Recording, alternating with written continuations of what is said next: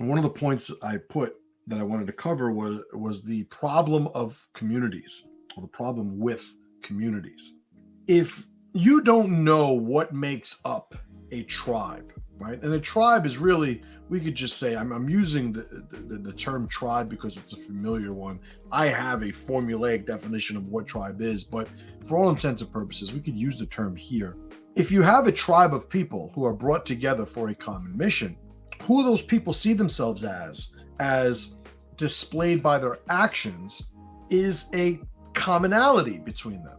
If I am part of the jiu-jitsu school, the Jungle Gym, which is the school that I own, there is a community insofar that me and a bunch of other people participate in improving our jiu-jitsu in that school.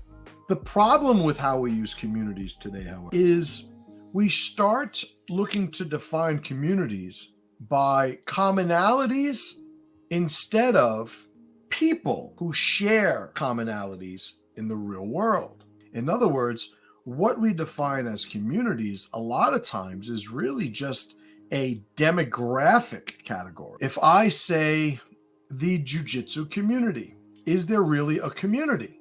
No, there is not a community. There are many communities of individual locations where people share space and they build these real world alliances. If you have two individuals who do jiu-jitsu, they have what I would call a significant compatibility quotient, which just means they have the potential to be the building blocks of what could turn into a community. But just because they share these things in common does not a community make. So that's sort of looking at it from the opposite end. Where we started today was looking at it from the end of, well, just because you're around people doesn't mean that you have a community at all. So you could have, in those two instances, in one case, the first case that I mentioned today, you're surrounded by a bunch of people, but nobody's doing what you do. The other side of that is, there are a bunch of people who are doing what you do, but you're not surrounded by any of them. When we talk about community, both of those elements need to be present.